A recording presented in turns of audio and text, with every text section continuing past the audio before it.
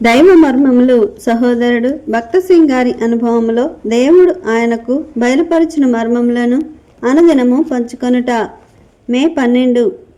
దేనిని గూర్చి చింతింపకుడి గాని ప్రతి విషయములోనూ ప్రార్థనా విజ్ఞాపనల చేత కృతజ్ఞతాపూర్వకముగా మీ విన్నపములు దేవునికి తెలియజేయుడి. ఫిలిప్పీలకు రాసిన పత్రిక 4వ అధ్యాయము 6వ వచనము. వివాహ విషయములలో మనము దేవుని చిత్తమును కనుగొనవలెను. యవనస్తులు ఒకరినొకరు ఇష్టపడి ఆ సమయమున దేవుడే వారిని జీవిత పాలి భాగస్థులుగా జతపరచుచున్నాడని తలంచుదురే గాని దేవుని చిత్తమును మాత్రము అడిగి తెలుసుకొనరు. దేవుని చిత్తమును ఎరుగుటకును ప్రార్థన సహాయము చేయగల వారితో కలిసి ప్రార్థించుటకు నిరాకరించుదురు. అందువలననే ఈనాడు అనేక అసంతోషకరమైన గృహములను మనము చూచెదము. అనేక ఉన్నత తలంపులతో వివాహ జీవితమును ఆరంభించుదురు.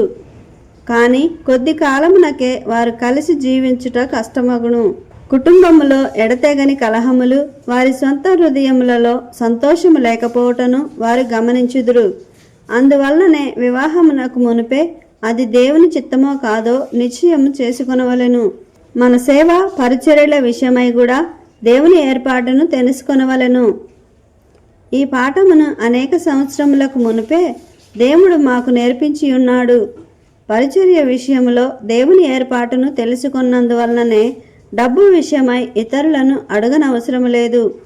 కొన్ని సమయములలో అక్కర ఎంతో గొప్పదిగా నుండినను మేము కలిసి ప్రార్థించగా అది దేవుని పని అయి ఉన్నందునను ఆయన ప్రతి అక్కరను తీర్చుచున్నాడు.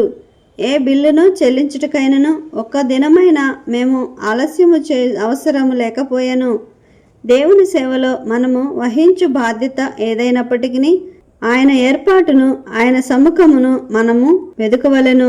మనము నూతన యుగములో వేరైన కాలంలో జీవించుచున్నామను సాకులను చెప్పి దేవుని వాక్యమును మార్చుటకు ప్రయత్నించకూడదు. దేవుని వాక్యం ఎన్నడను మారదు. కనుక నీ ప్రతి నష్టమును సమకూర్చున్నట్లు ప్రభువునకు ప్రార్థించుము. మీ వివాహ జీవితంలో చేసిన తప్పిదము విషయమై మీరిద్దరూ పశ్చాత్తాపపడి ప్రభువును క్షమాపణ కోరినచో ఆయన నిశ్చయముగా మిమ్మును క్షమించును. పోగొట్టుకొనిన ప్రతి దానిని తిరిగి పొందుట మాత్రమే గాక మీ జీవితములు ఇతరులకు ఆశీర్వాదకరముగా నుండును.